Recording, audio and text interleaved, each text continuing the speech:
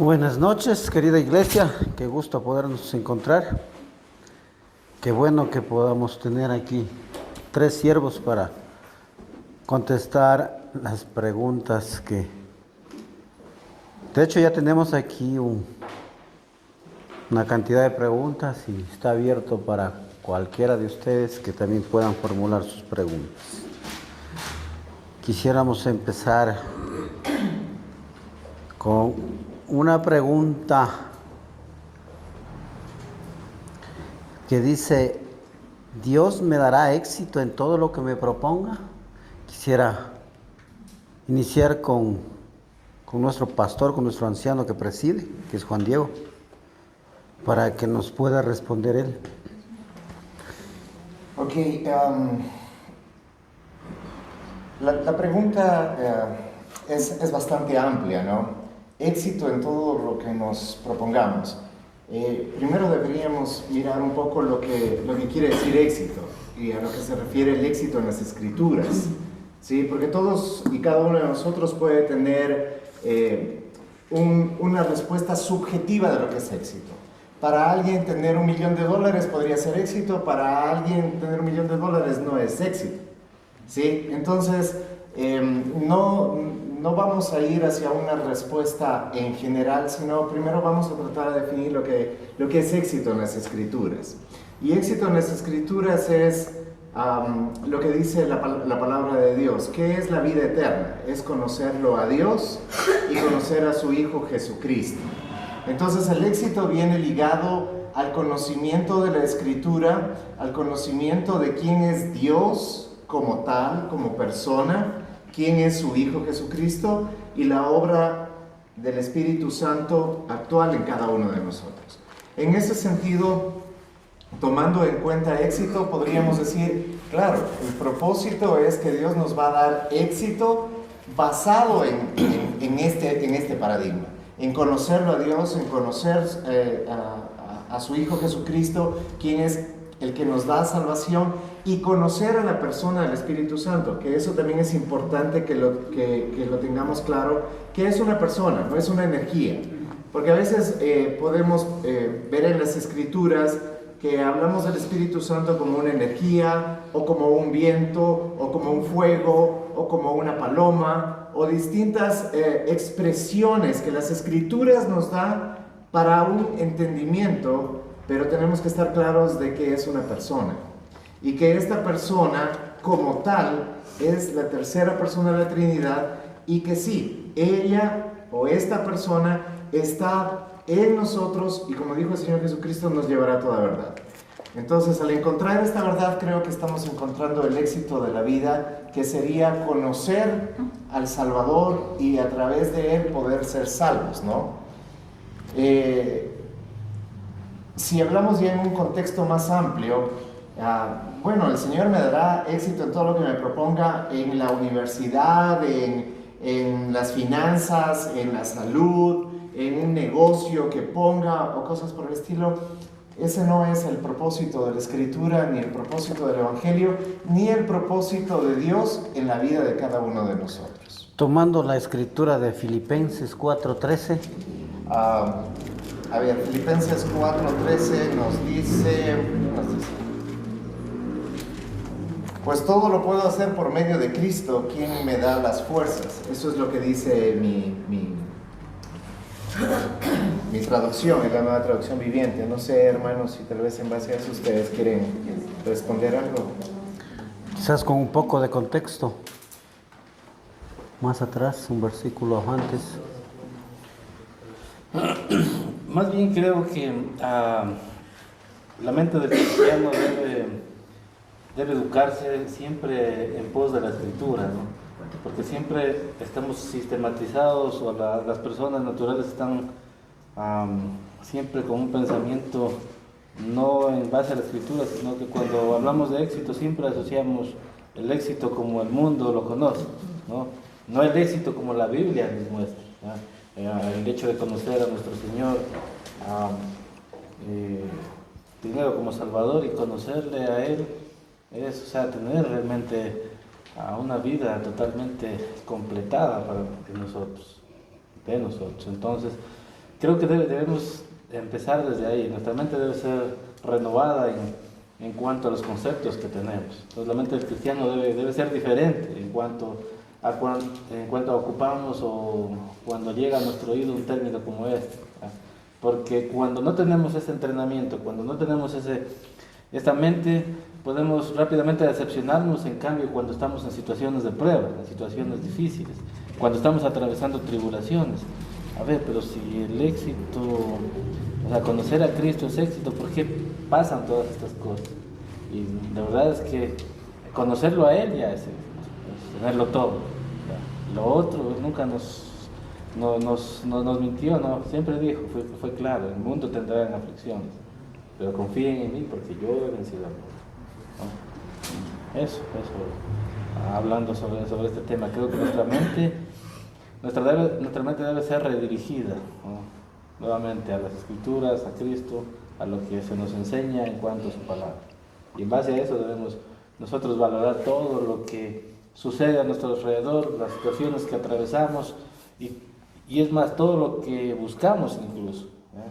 Porque muchas veces podemos caer en el polo de, ok, buscamos éxito, pero no estamos viendo que ya tenemos a Cristo de nuestro lado, estamos con Cristo, lo mejor que le pudo pasar a un ser humano. Sí, cuando hablamos de éxito, normalmente lo que primero se viene en la mente es voy a ser bendecido económicamente o materialmente. Eso nos viene primerito a la mente, pero bíblicamente no habla Dios de bendecirnos, digamos así, materialmente, pero sí habla, digamos, de una bendición espiritual. Si ustedes conocen en Efesios 1:3 dice, bendito sea el Dios Padre de nuestro Señor Jesucristo, quien nos bendijo, ¿no es cierto?, con toda bendición espiritual en lugares celestiales. Entonces nosotros, digamos, si hablamos de éxito, somos muy bendecidos hablando espiritualmente. Creo que nosotros como creyentes ya tenemos una gran bendición de ser hechos hijos de Dios por medio de Cristo Jesús. Entonces, cuando hablamos de éxito, no pensemos solamente en lo material, sino más en lo espiritual. Con eso no quiero decir que Dios no nos quiere bendecir materialmente, claro que sí, pero eso ya depende mucho de nosotros también, de cómo trabajemos, cómo emprendemos, lo que sea. Eso nomás. Perdón, antes de continuar, en el contexto justamente de la pregunta de Filipenses 4, el contexto nos habla de, no solamente de lo material, si ustedes me acompañan desde el 10, Filipenses 4, desde el 10 en adelante, dice, cuánto alabo al Señor de que hayan vuelto a preocuparse por mí. Sé que siempre se han preocupado por mí, pero no tenían la oportunidad de ayudarme. No es que haya pasado necesidad alguna vez, porque he aprendido a estar contento con lo que tengo. En otras porciones dice, he aprendido a vivir en la riqueza y en la pobreza, ¿no?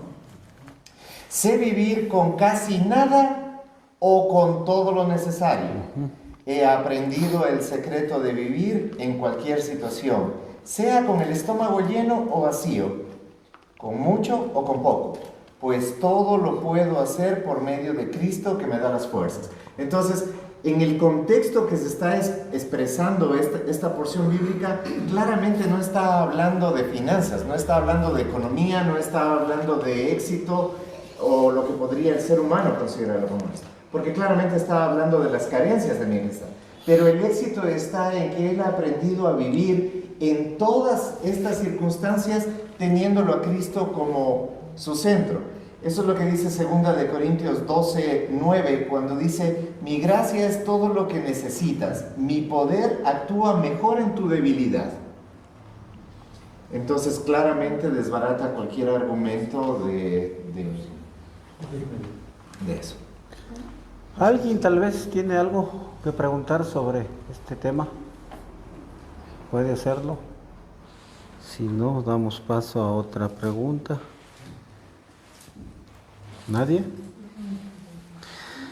En Mateo 16:19 dice, Mateo 16:19, y a ti te daré las llaves del reino de los cielos, y todo lo que atares en la tierra será atado en los cielos, y todo lo que desatares en la tierra será desatado en los cielos. Escuchando esto, la pregunta es la siguiente: ¿debemos atar al diablo como enseña aquí en el libro de Mateo? En Mateo 16, 19.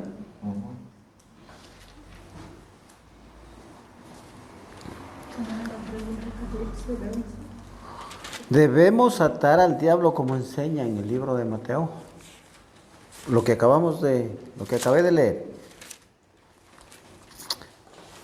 ¿Puede responder cualquiera de los tres? ¿Alguien lo quiere hacer o no? Adelante. Ok, en el contexto de lo que está hablando en esta parte de Mateo, la respuesta sencilla es no. No hace referencia a eso.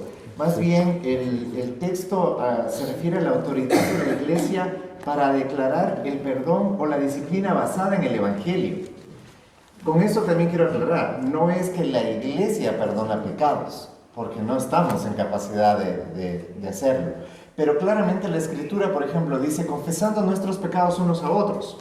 Lo que está diciendo es que la iglesia como tal, al predicar el Evangelio, está predicando el perdón de pecados. Por eso viene de ahí esta autoridad. Entonces, quien perdona los pecados es Dios y solamente Dios, pero la iglesia al predicar el Evangelio está trayendo a luz esto. Y cuando hablamos de iglesia estamos hablando de cada uno de nosotros. Y cuando entonces estamos confesando nuestros pecados unos a otros, estamos hablando del Evangelio y de este perdón que viene a través de Cristo. No a atar al diablo y a ordenarle al diablo o decirle al diablo tal o cual cosa. No, ninguno de nosotros tiene autoridad sobre Satanás en ese sentido. Ninguno de nosotros. Pues si vemos nosotros cuando el ángel disputaba con Satanás el cuerpo de Moisés, ni él mismo profirió yo te ato o cosa por el estilo, sino lo que él habló es el Señor te reprende. ¿Sí? El Señor te reprende. Entonces no está en nosotros atar a Satanás o te ato o te paralizo o expresiones como estas son sacadas de contexto. Claro, porque muchas veces hemos utilizado quizás años atrás este versículo para atar o desatar aquí en la tierra en el nombre de Jesús. ¿Qué piensas tú, Carlos? Creo que tiene que ver mucho con la formación que hemos tenido, ¿no? Muchos, en esta mañana conversábamos con Juan Diego, que muchos hierran o pecan, es la palabra que se usa comúnmente, ¿no?, en nuestro medio, por ignorancia, y esa ignorancia es porque nuestra formación muchas veces nos traiciona, y ya vamos a tener hábitos espirituales, entre comillas, como este, ¿no? Es decir, en cuestión de atar, de desatar, de declarar, porque la formación del cristiano, de la mayoría de los cristianos, hace 10 o 15 años era de esta forma, ¿no? Era utilizar estos versículos, sacándolos de contexto para llevarles a una práctica como esta, el declarar y el de atar y desatar en cuanto o en cualquier cosa que ellos querían, que cualquier cristiano quería. Entonces no, sabemos que no, esto no es de esa forma, ¿no? Es totalmente sacado de contexto, es incluso antibíblico, porque es un desafío incluso a Satanás, y entendamos que nosotros, o sea, ni siquiera tenemos poder alguno, es que Cristo hace las cosas por nosotros, no nosotros. Entonces deberíamos incluso tener esta conciencia que si desafiáramos, ya lo mencionó Juan Diego, ni siquiera Miguel, uno de los arcángeles más poderosos, se atrevió, dice, a proferir juicio en contra de Satanás. Entonces, ¿qué nos haría creer a nosotros con mayor autoridad incluso que ese arcángel? Para nada, deberíamos más bien ser muy sobrios en cuanto a extender palabras como estas, de querer atar en contra del diablo, cosas que el Señor no nos ha llamado a hacer, ¿no?, sino que nuestras vidas deben estar sujetas siempre a Cristo, y Él sea el que se encargue de todas esas situaciones que están en contra nuestra. Ahora, aparentemente, bueno, yo lo digo porque nosotros hemos practicado eso. Y cuando uno se hacía algo similar, aparentemente parecía que el diablo sí salía. Y la persona quedaba liberada. Entonces, ¿cómo podemos entender eso? Un engaño. O sea, simulaba haber salido. Porque nadie de nosotros tiene el poder y la capacidad para reprender un demonio. El demonio nos gana. Entonces, ¿cómo vamos a pensar que somos capaces de reprender un demonio? No. Ahora, alguien puede decir que lo hacemos en el nombre de Jesús. Sí, es verdad. Pero el demonio, posiblemente, yo creo que en esas personas que aparentemente parece que sí salían de la persona que estaba endemoniada, simplemente nos estaba engañando. ¿Para qué? Para que creamos que sí tenemos el poder y la capacidad para desechar demonios. No es así, hermanos. No. Más bien, nosotros que debemos es someternos a Dios para que Él huya de nosotros. Eso es correcto. Someteos a Dios y Él huirá de vosotros, dice. Es todo. No que venga alguien y venga y diablo, te vas fuera. No. No. Someteos a Dios y Él huirá de vosotros. Punto. Ángel, Sí. ¿dónde queda la guerra espiritual? Es otra... Lo sacan de contexto igual, es de lo que utilizan en Efesios, ¿no? ¿Dónde queda la guerra espiritual? Es muy buena pregunta, y yo quisiera tal vez justamente mirar el contexto, porque siempre para entender un versículo tenemos que ver el contexto. Un versículo en sí mismo no nos dice ni nos enseña nada, tiene que ser leído en su contexto. Entonces, si nosotros vemos a partir del versículo 17, de Mateo 16, 17 hasta el 19, dice, Jesús respondió, bendito eres, Simón, hijo de Juan, porque mi Padre que está en el cielo te lo ha revelado. No lo aprendiste de ningún ser humano. Ahora te digo que tú eres Pedro, que significa roca, y sobre esta roca edificaré mi iglesia, y el poder de la muerte no la conquistará. Y te daré las llaves del reino del cielo. Todo lo que prohíbas en la tierra será prohibido en el cielo, y todo lo que permitas en la tierra será permitido en el cielo. Vamos aclarando porque esto tiene un sinnúmero de cosas que están mal expresadas. A ver, justamente hablando de la muerte del Papa católico, ¿sí?, que dicen que es el sucesor de Pablo, entendamos primeramente esto.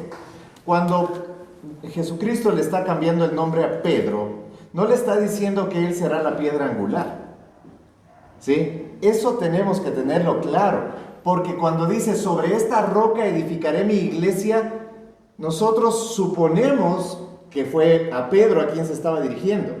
Pero no se trata de suponer, se trata de entender lo que dice la Escritura. La Escritura dice que la piedra angular sobre la cual se fundamentó la iglesia, ¿quién es? Exactamente.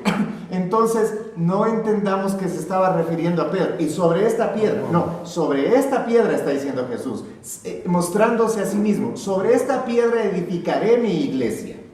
Y claro, si vemos en otra parte, cuando habla de los apóstoles y de los profetas, los habla de columnas, no de piedra. ¿Sí? La piedra angular sobre la cual edificó el arquitecto es Jesucristo. Los apóstoles y los profetas son las columnas sobre las cuales la iglesia debe crecer y sostenerse. Y eso no quiere decir que hay ni profetas ni apóstoles en este tiempo. O mejor, retiro lo dicho. Si hay profetas y apóstoles en este tiempo, aquí están los apóstoles y los profetas, en la Escritura. No hay personas como tales en la Escritura. Entonces, si tenemos en cuenta eso y estamos viendo a lo que se refiere, y dice, y te daré las llaves del reino de los cielos. ¿Cuál es la llave del reino de los cielos? ¿Hay alguna llave como, a ver, esta llave entonces la tiene Pedro, y como Pedro tiene esa llave y esa autoridad, entonces sí puede decirle a Satanás, quedas atado o quedas desatado? La llave del reino de los cielos, ¿quién es? Es el Evangelio, es Jesús mismo, es la palabra de Dios. Exactamente. Entonces, cuando está hablando y te daré las llaves del reino de los cielos, Está hablando de la Escritura. De aquí está la autoridad, no la autoridad que nosotros tenemos, sino la autoridad que tiene el Hijo de Dios, y en su palabra nos la muestra para justamente abrir y cerrar los cielos. Pero eso tiene sentido con lo que explicábamos inicialmente, con esta autoridad de traer el perdón de pecados. Porque dice, todo lo que atares en el cielo será atado en la tierra, todo lo que desates en la tierra será desatado en... Está haciendo una referencia clara al Evangelio, a estas llaves, ¿sí? A estas llaves para mostrar a la gente, mira, cuando alguien te dice, mira hermano, me equivoqué, pequé contra mi hermano, levanté un falso testimonio, cosa por el estilo, ¿tú qué le dices? Te perdono, anda, reza a 3 Padres Nuestros y con eso ya está. No, sabemos que eso no tiene ningún efecto. Pero tú le dices, grande es Dios. ¿Y cómo sabemos que grande es Dios? Para perdonar tus pecados. Aquí está expresado. Aquí está la llave para abrirle a esa persona en el Evangelio la redención de sí misma. Entonces, contestando puntualmente, ¿en qué queda esta guerra espiritual? Bueno, entendamos la guerra espiritual. La guerra espiritual no es de nosotros contra las tinieblas. ¿Sí? No, al menos individualmente no. Dice que las fuerzas del mal no prevalecerán sobre esta puerta. O sea, la referencia no es que las fuerzas del enemigo están atacando la puerta, y esta puerta hace referencia a la iglesia, ¿sí?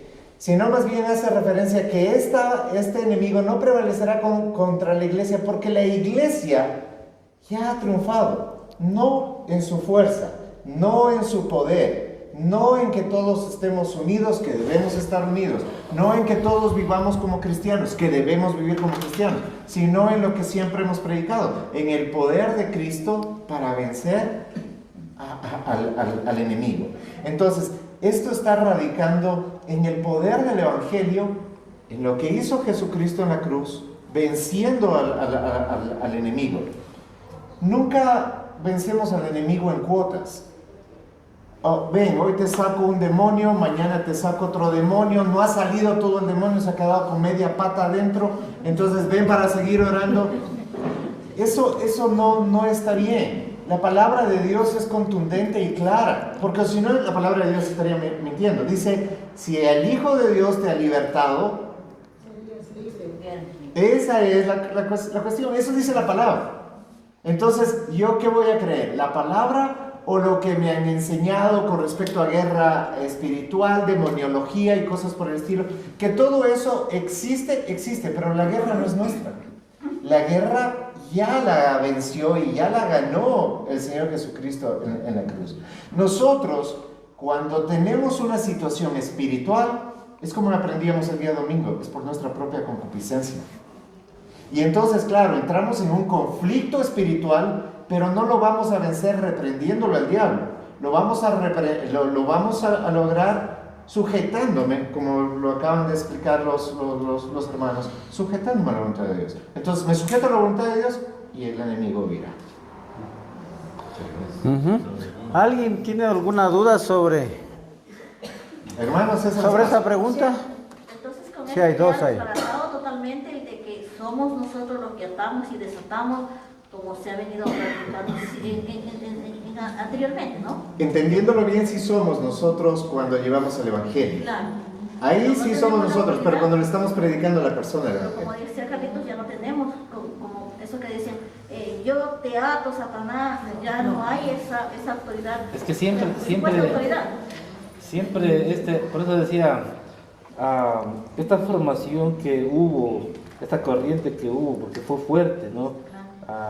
Toda una generación creció con esa corriente. Y es que exaltó no el poder de Cristo, sino el poder de los pastores, de los líderes, de los apóstoles, de los ungidos. ¿Ya? Y no el de Cristo, porque se medía el nivel de poder de un hombre en cuanto pueda echar o hacer tumbar a una persona, ¿no? Y eso es totalmente una aberrante, otra en contra de Dios, porque es lo mismo que creer que nosotros ganamos la salvación por nuestras obras, algo así. No, el poder está supeditado a Dios, y la iglesia sí ha vencido y ha sido perfeccionada, pero ha sido por Cristo, no por nuestras obras, no por nuestro poder. Como decía el pastor Ángel, nos corresponde a nosotros, y aquí hablaba yo con esa palabra, ser sobrios, ¿no? Entendidos de cuál es nuestra posición delante de Cristo, ¿ya? Y si tuviéramos esa sobriedad, incluso supiéramos cuál es nuestra posición delante de Satanás, para no ir tan osadamente a plantarle cara a Satanás, si fuera el caso, ¿no? Para entender de que necesito sujetarme totalmente a Dios, incluso para hacer frente a situaciones de nuestra propia concupiscencia, como dice la Escritura, porque eso es lo que el cristiano está siempre experimentando cuando habla de, ay, este diablo no me deja. Diablo cochino. Cosas que nosotros muchas veces estamos repitiendo porque es nuestra mala forma de vivir. Y el tema de cuando fallece una persona y empieza, yo tengo una amiga que falleció el papá de su hija, y dice ella que tiene todas las noches que salir desesperada corriendo, y que ella hace ahí guerra espiritual y todo eso, pero que ya mejor se ha ido donde el psiquiatra porque no puede controlar la ansiedad y la desesperación, y que lo siente que le respira al lado y todas esas cosas. Entonces yo decía, pero si estás en Cristo y ya eres nueva criatura, entonces tú no reprendas eso, simplemente eso está en tu cabeza, porque yo no puedo entender esa situación. ¿Y cómo entonces vas a hacer para vivir a partir de ahora? Entonces a donde tú vayas, donde Él estuvo, Él te está siguiendo. O sea, eso va a ser una vida de infierno muy tremenda. Entonces, claro, ese es el punto que tiene que ir a hacer para que le saquen los demonios. Entonces yo le decía que si ella está a cuentas con el Señor y vive una vida ordenada, esa gracia la va a abrazar, la va a cubrir y le va a quitar todo eso. Porque la mente de Cristo es así, es poderosa, la mente es poderosa. Si estamos en Cristo, más luz todavía. Entonces, que no tenga temor, que la palabra misma dice que son 362 veces en la Biblia no temas. O estoy mal, me equivoqué. Bueno, le dije 200. Creo que le faltaron unas Bueno, 3 o 3 4, o 4. pero mejor.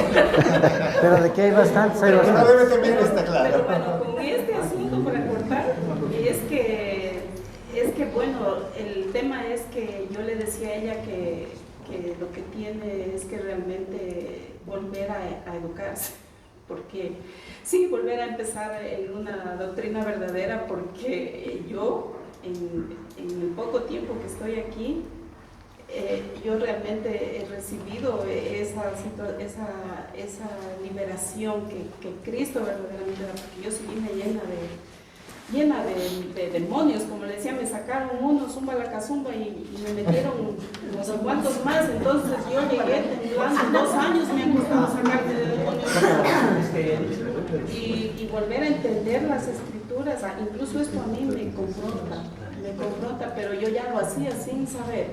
Y yo ya a mis amigas, a alguien ya les decía yo que eso a mí no me pasa. Por eso también yo, o sea, me enfrié totalmente, tenía terror. Se hablaba del ministerio de intercesión, y yo, pero así sudaba el lado de Dios.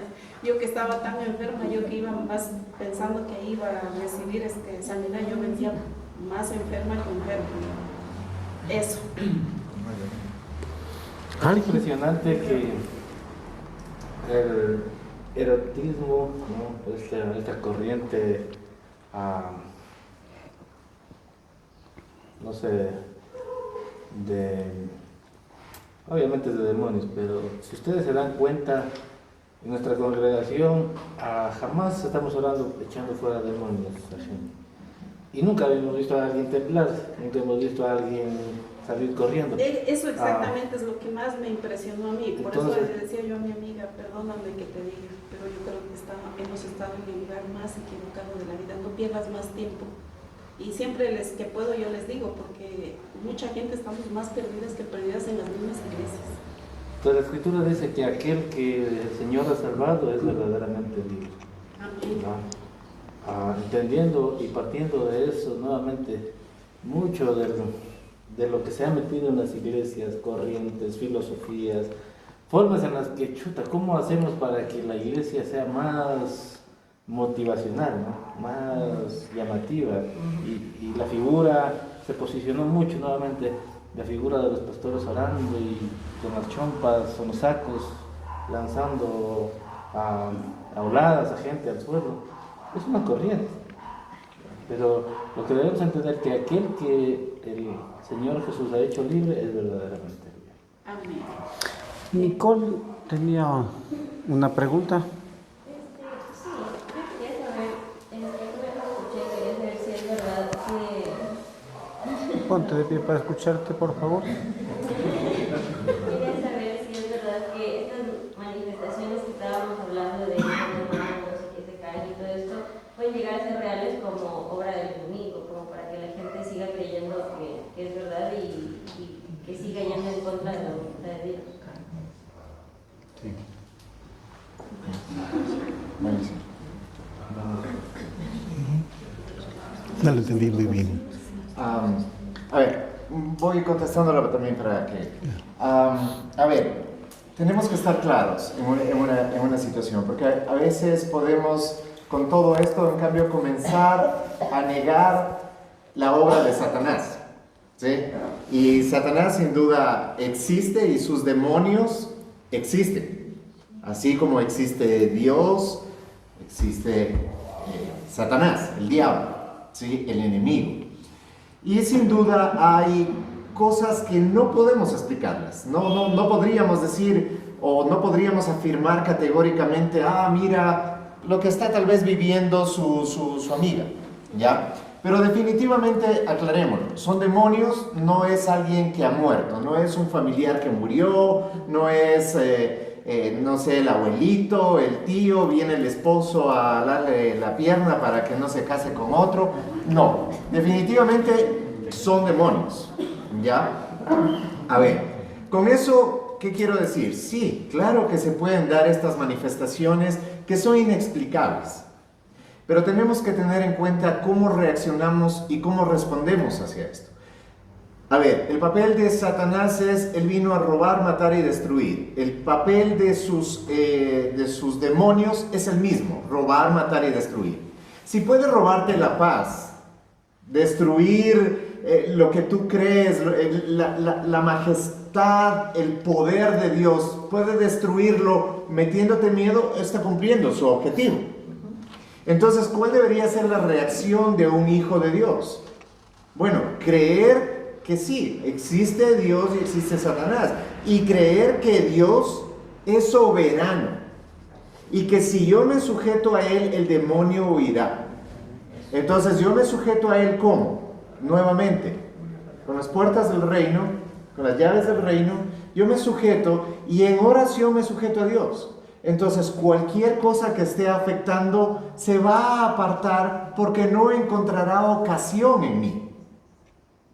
¿Ya? Pero si encuentra ocasión en mí, porque yo me pongo temeroso, porque salgo corriendo, porque creo que me estoy volviendo loco, ha encontrado ocasión de robar, de matar, en mí, de perturbar. ¿Sí? De alejarme realmente, porque ya comienzo a pensar, no, entonces tengo que buscar al psiquiatra, tengo que buscar al psicólogo, que en ciertos momentos no está mal recurrir a ninguno de estos, ¿no?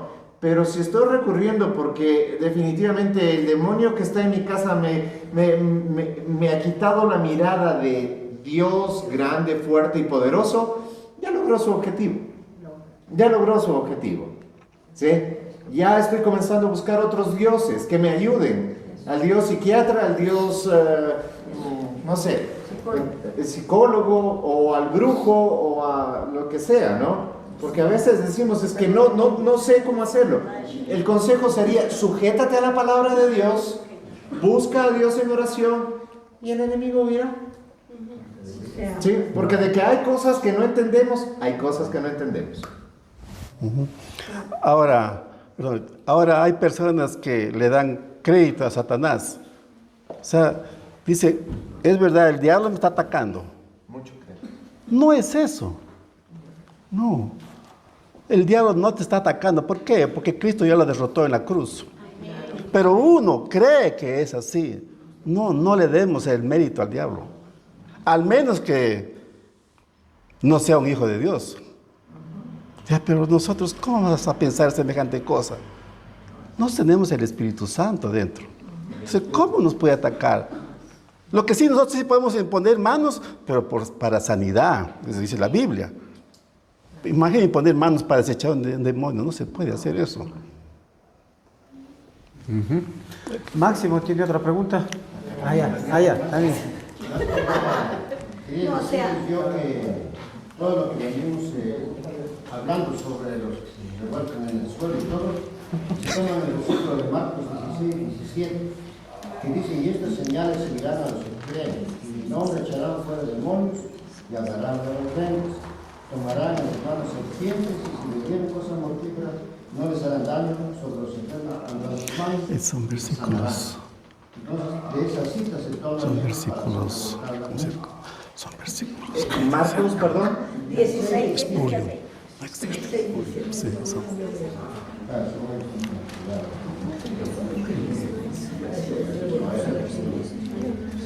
Son versículos espurios. Estas señales seguirán a los que creen en mi nombre.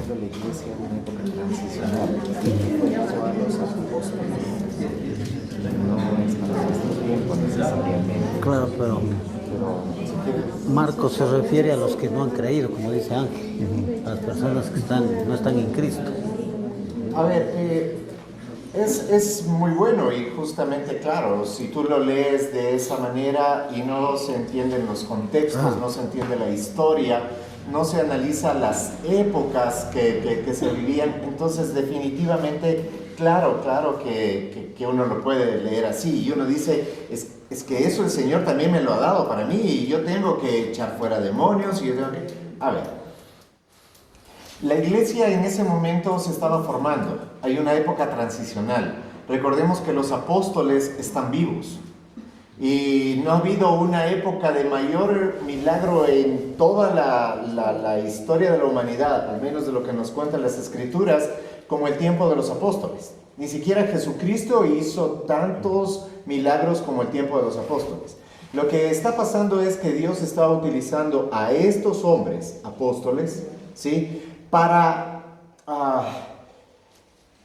acentuar lo que todavía no estaba escrito, el Nuevo Testamento, ¿no? Está dándoles autoridad a estos hombres para que lo que ellos estaban escribiendo en sus cartas, lo que ellos estaban haciendo en su tiempo, ¿ya?, sea afirmado a través de milagros, porque esa es la forma en la que el Antiguo Testamento también se formó. Cuando los profetas hablaban algo, el poder de Dios era manifestado a favor o en contra del pueblo, ¿no? Porque la profecía podía ser a favor o podía ser en contra. Entonces, era afirmado a través de milagros, cosas que eran llamativos y uno decía, este no habla si no es por el poder de Dios.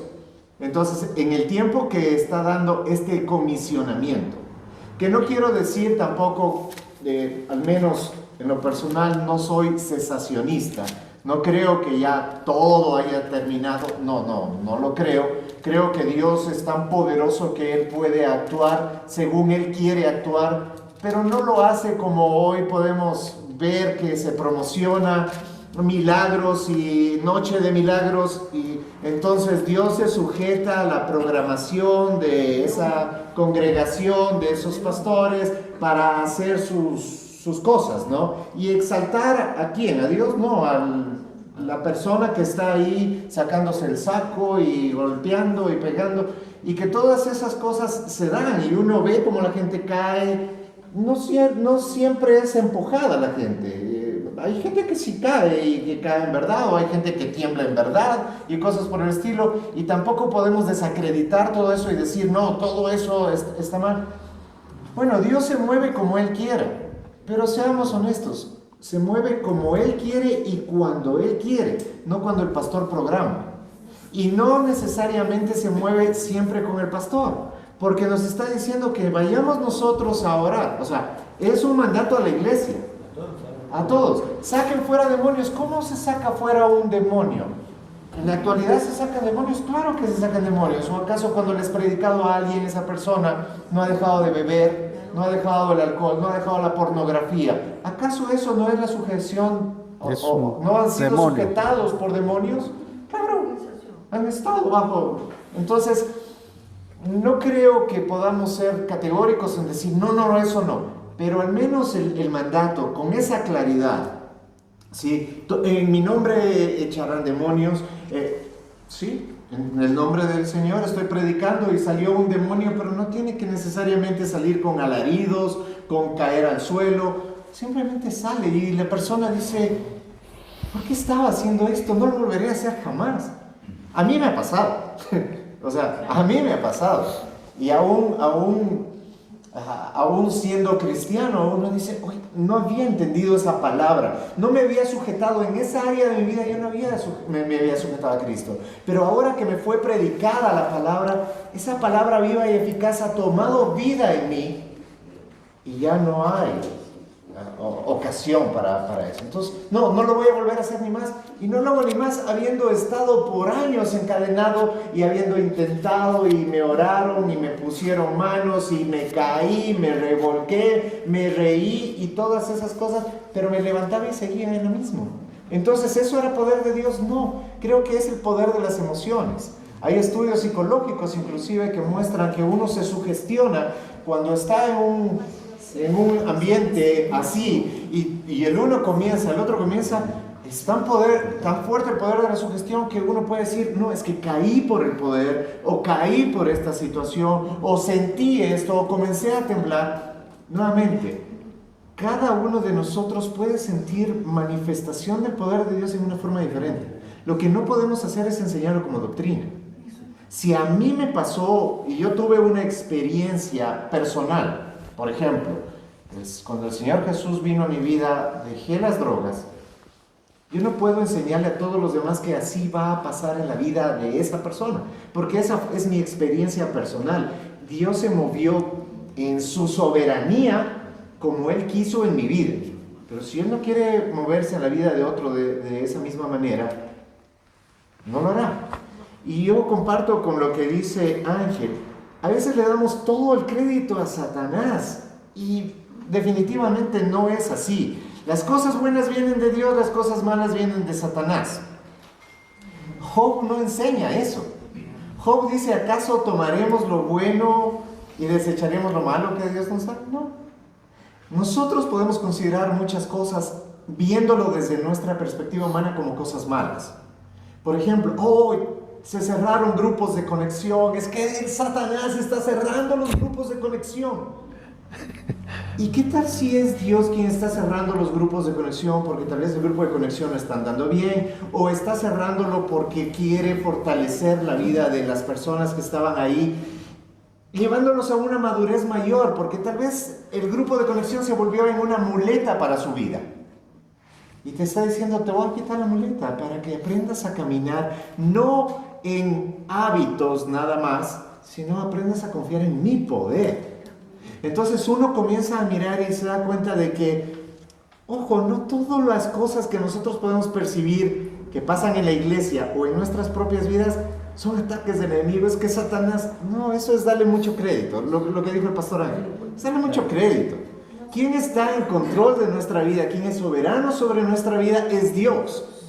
Y entonces también tendré que tomar las cosas que a mi criterio en ese momento no me parecen buenas, inclusive a todos no nos pueden parecer buenas, pero ¿qué tal si Dios está obrando en su poder para hacer cosas aún mayores? ¿Sí? Que Pablo vaya a la cárcel, yo no le puedo atribuir a Satanás. Porque yo leyendo luego me doy cuenta de que es Dios mismo moviéndolo hasta en la prisión para traer liberación al carcelero y a su familia. Salvación. Entonces, ese fue el poder de Satanás. Yo no le voy a dar el poder a Satanás para eso. Ese es poder de salvación y ese viene de parte de Dios. ¿Sí se dan cuenta? Sí. Entonces, más o menos para entender. Talía con Miriam tenían. No. Yo hoy estoy más clara que nunca, que la obediencia a Dios, o sea, el obedecer a Dios y someternos en obediencia, automáticamente nosotros se echa hemos fuera. echado fuera todo. Y es más, cuando predicamos a una persona, el que esa persona haya llegado a la palabra de Dios y porque la palabra de Dios dice nunca regresa vacía, sino que llega hasta el fondo y nunca regresa.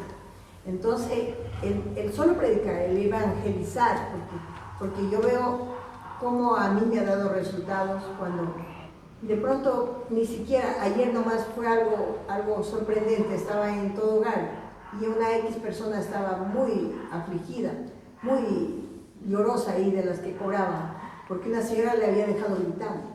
Entonces, yo con mi comportamiento o con lo que yo le acabé de decir, prácticamente esa mujer no sabía, estaba por llorar, pero esta mujer se quedó libre de esa aflicción del enemigo que le atacaba. Entonces, no llore, porque usted tiene un Dios grande que está viendo todo. Así que el solo hecho de predicar la palabra o de darle un mensaje bíblico, eso tiene autoridad. El momento que usted habla con la palabra de Dios a la persona y le da el mensaje bíblico, entonces usted es más que vencedora con Cristo Jesús. Solo eso. Para ella le transformó la vida y automáticamente la persona empieza a obedecer, empieza a someterse y es prácticamente, esa es una liberación. Y no hay para qué, como dijo alguien, un pastor, que caiga al piso como zancudo fumigado. Ajá.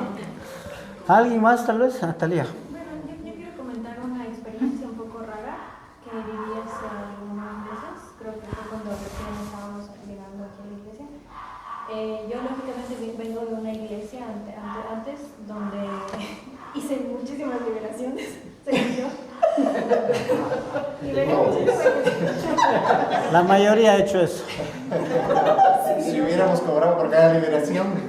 Demandaban Su palanca, Entonces, claro, para mí eso era normal, ¿no? Como liberar y todo el tema. Cuando vine aquí se me hizo muy raro que no había eso. No entendía mucho desde el inicio, pero hubo un momento en el que yo estaba hablando con una persona. Esto lo estábamos conversando, no estábamos ni siquiera hablando nada de la Biblia. Y esta persona tocamos un tema, creo que fue delicado para esta persona. Y empezó como literalmente a manifestarse. Entonces, en ese momento yo no sabía si es que realmente era correcto lo que yo había hecho antes o no tenía que hacer nada, como ahora yo estaba viendo en la nueva iglesia, que no se practicaba el tema de liberaciones. A la final recurrimos donde una persona que supuestamente, porque no sabíamos qué hacer realmente. Pero claro, fue raro porque nosotros solo oraba y esta persona seguía en un estado como inconsciente. O sea, entró de la nada, como de estar normal, de la nada entrar en un estado de inconsciencia, en donde empezó a temblarse, empezó a sudar frío y empezó en un estado como manifestándose, no tal vez grosero, ni como empujando, ni tirándose al piso, pero sí estaba en un estado mal. Entonces, claro, se lo llevó, se hizo como que claro la liberación. Incluso esta persona nos dijo que era necesario liberaciones progresivas, que ahora yo entiendo que no tiene nada que ver esto, o sea que no es que hoy libero una parte, la otra semana otra parte y termino a la tercera semana. Pero claro, yo lo que entiendo es que esta persona nunca fue libre, porque no cambió de las mismas prácticas que siempre tenía, pero que sí me quedé con esa duda de que, o sea, realmente pueden haber manifestaciones demoníacas hoy en nuestros días y que a veces yo o sea, no sé si estoy bien o estoy mal, lo que estoy ahora mismo, o sea, la cosmovisión que tengo es diferente del Evangelio, pero yo creería, o es lo que he visto, o lo que al menos he experimentado, que hay personas que realmente, o sea, reciben el Evangelio, son libres totalmente sin necesidad de liberaciones como tal, que a lo mejor el demonio no se manifiesta como esta persona le sucedió, pero que sí siguen habiendo el tema de las manifestaciones, porque al menos nosotros, bueno, yo no lo provocamos, o sea, no creamos como que el ambiente para que se dé. De hecho, no estábamos ni siquiera hablando nada de temas bíblicos ni nada, y sucedió. Entonces, para mí fue súper extraño porque era la primera vez en toda mi vida que sucedía así. O sea, por lo general siempre se oraba y ahí se manifestaba el demonio y todo lo demás, pero jamás me había pasado que una persona de la nada empiece a entrar en ese estado.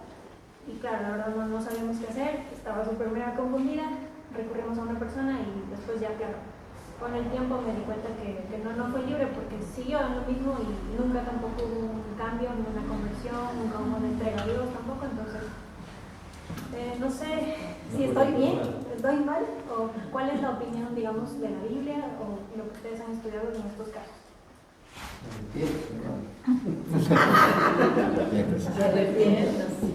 Nunca se arrepintió. Creo que, a ver, quiero tomar un poco de las palabras de Juan Diego. Yo tampoco soy cesacionista, ¿no? En pensar de que las manifestaciones simplemente dejaron de existir, ¿no? Y que todo está ya terminado. No, yo pienso de que, y tomando nuevamente parte de estos versículos que acabamos de leer, pienso de que la generación, como decía, anterior a en la que fuimos formados, utilizó esto para hacer toda una corriente.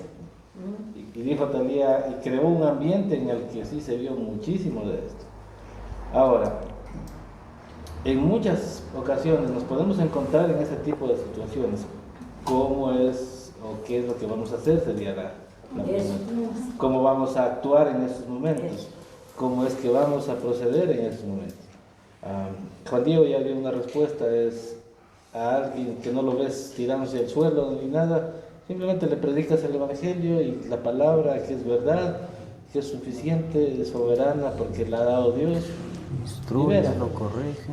En algunos casos tendremos que orar, porque la Escritura nos manda también a orar, pero con el entendimiento claro, no, Satanás te echo fuera en el nombre de Jesús, o sea, te echo fuera, primero se nombra a él y después lo nombra al Señor Jesucristo. Recuerden, el arcángel Miguel dijo, el Señor te reprenda, el Señor te reprenda. ¿Ya? Entonces, es cuestión de posicionamiento, ¿dónde es que nos ubicamos en todo esto? Cuando dice, en sus manos tomarán serpientes venenosas, ¿no? Y vemos un sinnúmero de cirqueros que lo que hacen llevar a las iglesias y cogen serpientes y unos terminan muertos, por osados, por irrespetuosos, irreverentes, porque piensan de que, o la han tomado a esta escritura de una forma literal, cuando esto no es de esa forma. Y van y toman las serpientes y se los pica y después están muriendo, muertos. Entonces, tiene mucho que ver con eso, cómo nos encontramos en el espacio. No es que siempre vamos a tener la misma regla general, ¿no? Y eso nos pasaba antes, ¿no? Y ven que ahora es por esa nada, porque tiene este demonio, y nosotros, el espíritu de miedo fuera, el espíritu de temor fuera, espíritu de gula fuera, no tienes que dejar de comer, sigue comiendo. Cosas así. Muchas veces, y es lo que decía el pastor Ángel, muchas veces le hemos dado crédito a Satanás en cosas que no tienen nada que ver, que ni siquiera son espirituales, sino son desórdenes, malas formas de vivir. Carnales, exacto.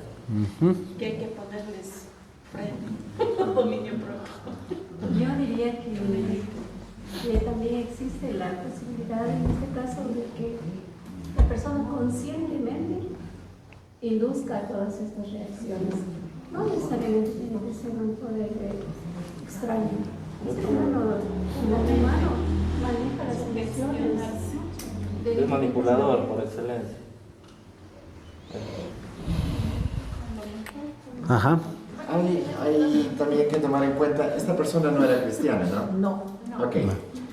Porque aquí podría aparecer otra pregunta también. ¿Es posible que un cristiano esté poseído?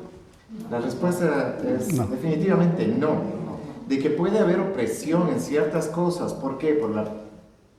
Porque nosotros mismos le hemos permitido a Satanás eso. Sí. Entonces, una persona que no conoce a Dios podría estar endemoniada? Sí, las escrituras nos muestran de que sí ha habido estos casos y estas situaciones, totalmente, ¿no? ¿Cómo saldría el demonio? De la misma manera que saldría un demonio que no se manifiesta, ¿no? La palabra de Dios, la predicación. Porque por los frutos los conoceréis. La persona puede hacer todo este tipo de manifestaciones, como dice justamente la doctora. Uno mismo podría crear este tipo de cosas. O nunca hemos considerado la posibilidad de que pueda ser un ataque epiléptico, que pueda ser alguna cosa neurológica en la persona, y nosotros en vez de estarlo ayudando le estamos haciendo pasar un verdadero calvario hasta que pasa esa situación. Entonces creo que habría que ver, ¿no? Hay muchas cosas que no podríamos explicar, ¿sí? Hay posesiones, hay cuadros que se mueven, puertas que se cierran, oídos que se escuchan. Ok, todas esas cosas pueden, y yo no estaría en la posibilidad de decir, no, eso no puede pasar. No, la escritura muestra que sí ha pasado, y hay otras cosas que la escritura no te muestra, pero que tampoco puedes aseverarlo. Pero lo que sí podemos aseverar es que tenemos la llave del reino, que sobre esa roca, sobre Cristo, se ha edificado una iglesia de la cual las puertas del Hades no prevalecerán. Entonces tenemos contundentemente que saber eso. Entonces, si una persona sin razón aparente, como usted lo manifiesta, comienza a darse en esto, yo tal vez principalmente lo llevaría a un hospital para que sea evaluado neurológicamente o alguna cosa por el estilo. Y claro, no dejaría de orar, porque obviamente en la oración hay poder, pero no atando, sino pidiéndole a Dios la misma humildad que tuvo el Señor Jesucristo en el huerto de Getsemaní. Que se haga tu voluntad, Señor. O sea, manifiesta tu voluntad, aquí en la tierra como en el cielo. Y creo que tendríamos resultados, tal vez no los esperados, pero sí los esperados por Dios. Y aquí se abre otra pregunta también, que va anexada a esto. Muchos hemos recibido de los mal llamados profetas, que nos han profetizado un montón de cosas, y que a la final no se ha cumplido ni el 10% de lo que han profetizado. ¿Qué piensan sobre eso? Que también va ligado a la pregunta anterior. Bueno, esa es otra mentira que muchos se tildan de que son profetas y que de pronto hablan de parte de Dios. Creo que la escritura es bien clara. Si no me equivoco, en Hebreos 1:1 dice que antes Dios hablaba por medio de los profetas, pero ahora dice, nos habla por medio de su Hijo, o sea, de su palabra. O sea, eso no existe hoy en día. Ya no hay profetas, ya no hay apóstoles. En el Antiguo Testamento sí habían, pero eso era necesario hasta que se establezca la iglesia. Una vez que ya se estableció la iglesia, ya cesó lo de profetas, de apóstoles, ya no hay ahora. Entonces ahora, si realmente alguien dice, yo te profetizo, podrías tomarlo, pero si se ajusta a la escritura, no sé, sinceramente. Sí. Yo tengo una consulta. Hace un tiempo atrás leí este libro de Dios no tiene favoritos, tiene íntimos, de Marcos Brunet. Ahí, bueno, me voló la cabeza el tema respecto a la profecía, porque algo que justamente enseña Marcos y lo despliega es que, claro, él considera, y esto quiero igual que lo sometan a ustedes al análisis de ustedes, y claro, con la Biblia, porque él enseña que no existe como tal los profetas, pero que el don de profecía, en cierto modo, no ha estado siempre y cuando se profetice lo que dice la Escritura. Y por ejemplo, en una canción que él habla, él dice, yo la escucho y la reanalizo y la analizo porque no sé si es correcto o no es correcto lo que él está diciendo, porque él incluso menciona y dice, profetizamos que nosotros vamos a ser los que van a caminar juntamente con el Rey, cuando venga el Rey de Gloria y todo eso. Él habla creo que es, incluso menciona Zacarías 3:14, algo así, menciona que vendrá Jesús y vendrá a reinar y todo el tema. Entonces él dice, nosotros profetizamos que vamos a ser de los que caminen juntamente con Jesús. Entonces no sé si es correcto esta interpretación de la profecía en base a la escritura, o si tampoco es correcto ese tipo de profecía, o sea, o cómo se profetiza en base a la escritura. Creo que la escritura nos enseña claramente qué es profetizar. Predicar. Eso es profetizar. O sea, lo que ya está dado por medio de Jesucristo. Eso es profetizar. Antes, ¿por qué habían profetas? Todavía no estaban las escrituras, ¿sabes? Por eso lo que era necesario que existan profetas y apóstoles. Oh, ya no. O sea, si yo quiero, digamos, recibir una profecía de alguien, no tengo que estar viendo a nadie, sino voy a la escritura, voy a la palabra. Es para mí, punto. Ángel, en otras palabras, profecía no significa ver el futuro, sino lo que ya está. Es la palabra. Claro. Pero de acuerdo a la escritura. Bueno, sí hay, a ver, en el Nuevo Testamento sí hay profetas, ¿ya? Por ejemplo, a Pablo le profetiza, ¿cómo se llama? ¿Ananías? No. Bueno, no recuerdo el nombre del profeta que le dice que serán atadas sus manos, que de esa forma morirá. Ágabo, ¿ya? Entonces, es un profeta, sin duda. Y le está diciendo, y su profecía es probada. ¿Ya? Se cumplió. Aquí dice en 1 de Juan 4:1, dice, queridos amigos, no les crean a todos los que afirman hablar de parte del Espíritu. Pónganlos a prueba para averiguar si el Espíritu que tienen realmente proviene de Dios, porque hay muchos falsos profetas en el mundo. Esta es la manera en que sabremos si tienen o no el Espíritu de Dios. Si una persona que afirma ser profeta reconoce que Jesucristo vino en cuerpo humano, esa persona tiene el Espíritu de Dios. Pero si alguien afirma ser profeta y no reconoce la verdad acerca de Jesús, aquella persona no es de Dios. Tal persona tiene el espíritu del anticristo, del cual ustedes oyeron que viene al mundo y de hecho ya está aquí. Tremendo. Primera de Juan 4:1 en adelante. Entonces, a ver, estoy de acuerdo con lo que dice el pastor Ángel. Predicar lo que se hace el día domingo es una forma de profecía, ¿sí?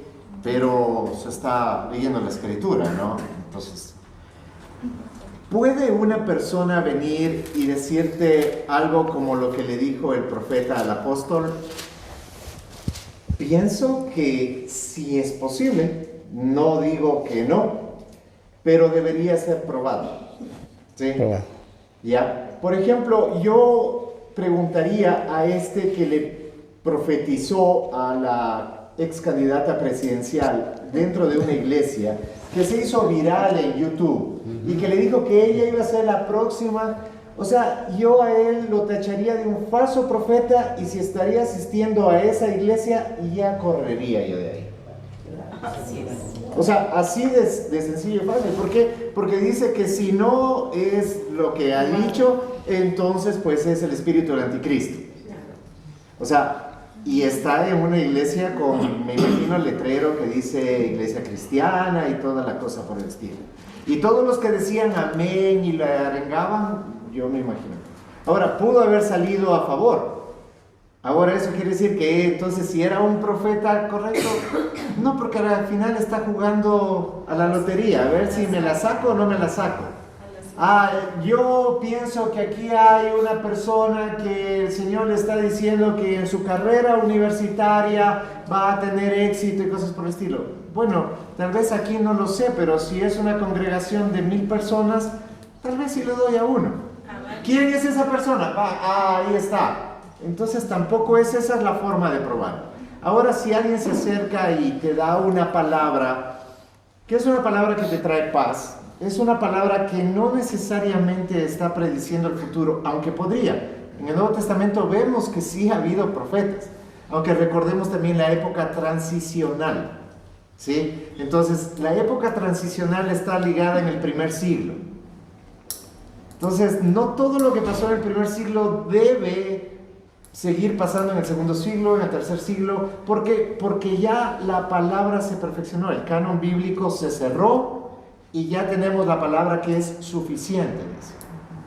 Entonces, no descartaría si ahora alguien puede dar una palabra profética que alienta, que está acorde a la Escritura, o tal vez ni siquiera está acorde a la Escritura, pero se cumple. No sabría decirte si es un profeta o no, pero profetas como del Antiguo Testamento, que eran 100% infalibles, o los primeros apóstoles, ¿sí? En el cual Pablo lo dice claramente: yo soy un abortivo, o sea, él se ve a sí mismo como el último. ¿Quiere decir que yo no pueda llamar a alguien apóstol? Tal vez lo puedo llamar apóstol en este tiempo, lo puedo llamar profeta en este tiempo, pero ¿cuál sería el fin? Porque igual podría decirle misionero, porque eso es lo que representa, o lo que quiere decir la palabra apóstol, mensajero. Entonces un pastor es un mensajero. Si tú vas llevándole el evangelio a alguien, eres un apóstol, eres un mensajero. Pero ¿cuál es la finalidad en que quieres que te diga apóstol o profeta? Aparte que claramente los apóstoles y los profetas nunca lo vieron. A ver, primero los apóstoles no estuvieron en la iglesia como tal. Los apóstoles sí, pero nunca lo vieron como una posición. El mismo apóstol Pablo, cuando habla de autoridad eclesiástica, dice: yo juntamente con los ancianos, como apóstol, ¿ya? Porque claramente cuando habla de apóstoles, de profetas, de pastores, de pastores maestros o evangelistas, está diciendo que claramente ese don es para el servicio de la iglesia. Servicio de la iglesia. O sea, no necesariamente es el pastor. Es para la edificación, es para el equipamiento. Lo que estamos haciendo en este momento es equipar. Somos apóstoles. Pero ¿cuál es el fin de que nos digan apóstoles? ¿Que queremos que la gente nos reconozca y diga: oye, es que estos son los ungidos? No, somos siervos. Yo creo, y alguna vez le escuché a Carlos en una de sus prédicas, que le dijo: o sea, el nivel más alto que puede tener uno es que tiene un siervo de Dios. Y eso es suficiente. Si tú crees que Dios nos ha delegado autoridad, claro que nos ha delegado autoridad, para llevar las llaves y abrirle y dar libertad a la gente. O al mismo tiempo hay mucha gente que al recibir la palabra se encadena a sí mismo. No, es que como la palabra de Dios nunca habló de los homosexuales, y cómo voy a creer en un libro que decía que comer cerdo era pecado, o cosas por así. Así mismo se están encadenando, se están atando. Lo que ates en la tierra será atado en los cielos, lo que desates, sí, pero no nosotros, es la palabra. Entonces la palabra ata y desata. Muy bien, ¿está claro el tema? Creo que nos queda espacio para una. A lo mucho nos queda para una preguntita media corta, porque se nos ha ido el tiempo volando. ¿Qué tal? ¿Les parece? Creo que Nicole tenía una pregunta que no le respondimos completamente.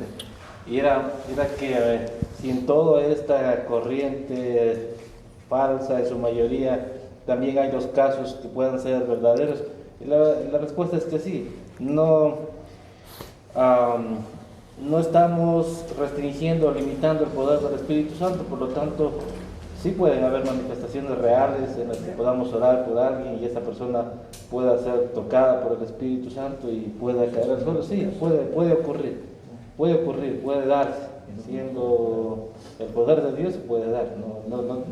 No simplemente porque nosotros lo digamos y pensemos que no se debe dar, no se vaya a dar. Sí. Hablamos de la corriente en la que fascineramente se llegó a tal extremo en el que la regla era que aquel que se le imponga la mano caiga así. Tenía que caer. Y si no caía, se le empujaba para que caiga. No sé si respondo ahí tu pregunta, Nicole.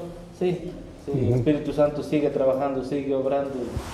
Y si en alguna ocasión lo hace de esa forma, así será. Hay que tener en consideración una cosa antes de ir a esa pregunta. A veces tal vez podemos parecer que el pentecostalismo es un movimiento falso. A ver, hay pentecostales históricos, ¿sí? Con muy buena doctrina. No comparto muchas cosas, pero, y cuando digo no comparto, me estoy refiriendo a doctrinas secundarias o terciarias, ¿ya? No a lo fundamental, solo Cristo salva, no es por obras, para que nadie se gloríe. O sea, eso es fundamental. Quien no piensa así, entonces no estamos en la misma línea. Pero hay muchos pentecostales históricos que sí piensan en esa manera y hay diferencias en lo secundario. Ahora, el movimiento pentecostal de la nueva era, ¿sí?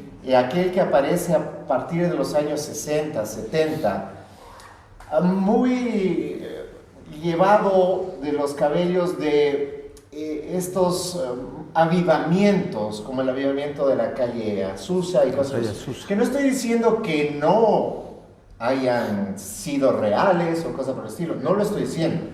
Lo que estoy diciendo es que nuevamente es una experiencia para esa congregación, esa persona, y como no está en la Escritura, yo no lo puedo hacer una doctrina de la cual enseño, y eso vino a apagar la Escritura y comenzar simplemente a transmitir lo que el pastor creía, a moverse, teología traspasada.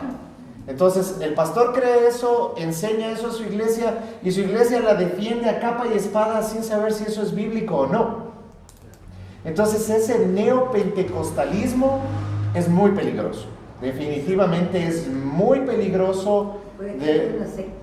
Exacto, la mayoría se ha convertido en sectas. ¿Por qué? Porque están alrededor de un papa que se ha levantado en esas, ¿ya? El pastor tiene... Yo le he escuchado a Guillermo Maldonado decir que él no necesita la Biblia porque él tiene revelación directa de Dios. O sea, ese hombre claramente es un anticristo, es un hijo de Satanás, ¿sí? Maldonado, Cash Luna, los he escuchado decir esas cosas, ¿sí? Entonces, al haberlos escuchado, es claro, o sea, ahí se están yendo contra la palabra misma de Dios, que si dice que cualquiera, aunque fuera un ángel, o sea, está poniéndolo por encima de los apóstoles, viene con una doctrina diferente, o sea anatema, sea maldito, sea expulsado. Eso es lo que dice. Entonces, tenemos que tener muy claro eso. Pero el pentecostalismo histórico no necesariamente quiere decir, no, ellos son hijos de Satanás. No, para nada. Creo que hay muchos pentecostales que sí, tenemos diferencias en lo secundario y no hay problema. O sea, si a mí me dicen, a ver hermano, ¿usted pierde o no pierde la salvación? Yo por la Escritura digo, no la pierdo en absoluto porque tengo la seguridad de que el Señor me la ha dado y no la pierdo. Pero si tú quieres creer que la pierdes y tienes que andarla cuidando, ok, no hay ningún problema. ¿Estamos claros que en todo caso la salvación viene de Dios? Sí. Ya, entonces si tú quieres cuidarla, cuídala. Yo tengo la paz y la tranquilidad porque la Escritura me lo muestra. Ellos tienen otros versículos que pueden decir, no, es que eso... Ok, pero es secundario. Eso no debería separarnos, ¿ya? Para decir, no, aquí el pastor, porque tal vez mis hermanos aquí no están en la misma posición que yo, pero yo pensaría que eso no debe ser causa de división, ¿sí? Unidos en lo fundamental, ¿sí? En lo no elemental, en lo no fundamental, está bien, cada uno tiene libertad y pensaría yo que eso no debe ser causa de enojarnos, de separarnos y de condenar el uno al otro, porque ahí sí estaríamos yendo en contra de la Escritura, porque nosotros no podemos condenar a las personas. Debemos evaluar sus comportamientos, debemos evaluar con sabiduría a través de la Escritura las formas de comportarse de la persona, sí, pero tanto al punto de condenar, no, es que ellos se van al infierno, no, a no ser de que en lo fundamental estamos totalmente... No, es que la Virgencita también me salva. Entonces ahí sí estamos viendo un punto fundamental. O sea, ahí sí estamos viendo en algo fundamental. Claro, y cuando Juan Diego dice sobre ese avivamiento que hubo en la calle Azusa, o sea, y fue real, muy real. Y hubieron sanidades, cantidad de sanidades reales. Pero no podemos hacer doctrina de eso. Fue para ese grupo, para esas personas, para esa iglesia. Un tiempo y terminó y se acabó. Y recordando las palabras del Señor Jesucristo que en el día de su juicio dirá: y en tu nombre, Señor, echamos fuera demonios y sanamos a muchos. ¿Quién Apartados eres? de mí, hacedores de maldad. Porque no os conozco, dice el Señor. Entonces, muchas veces, como dije, esta corriente que es muy emotiva, no motivacional, que atrae masas, que atrae gente, no necesariamente es la correcta. La escritura es la que debe regir, normal, guardar nuestras vidas, porque ella es la palabra del Señor dada para nosotros. ¿Ya? Entonces, sí, yo comparto con Juan Diego lo que dice: hay cosas secundarias en las que la escritura nos dice, hay unos que piensan que se debe guardar un día y otros que no. No tengo ningún problema si alguien quiere guardar el sábado porque, no sé, encontró algún versículo que no quiere, tranquilo, no hay problema. Hay unos que dicen se debe comer esto y otros no, y otros que no comen aquello. La escritura dice que esas cosas se deben respetar por conciencia, pero lo fundamental es que Cristo es el Señor. Amén. Y con respecto a la profecía, malas experiencias tengo. Me profetizaron algunas cosas que nunca se cumplieron. Así que tengan cuidado cuando les profeticen algo. Vayan primero a la Biblia y averigüen a ver si en verdad dice la palabra de Dios eso. Eso, queridos hermanos, para ir cerrando ya todos tenemos hijos y todos queremos que lleguen a la salvación, que alcancen la salvación. Todos queremos que nuestros hijos sean perdonados por Dios. Y aquí nace una pregunta. Dice, según lo que dice Proverbios 22:6. Proverbios 22:6 es un versículo que lo hemos escuchado muchísimas veces. Instruye al niño en su camino, y aun cuando fuere viejo, no se apartará de él. Entonces aquí nace esta pregunta, que nos interesa mucho, porque la mayoría de aquí, estamos aquí, somos padres. Dice, ¿garantiza Proverbios que los hijos de los creyentes serán salvos?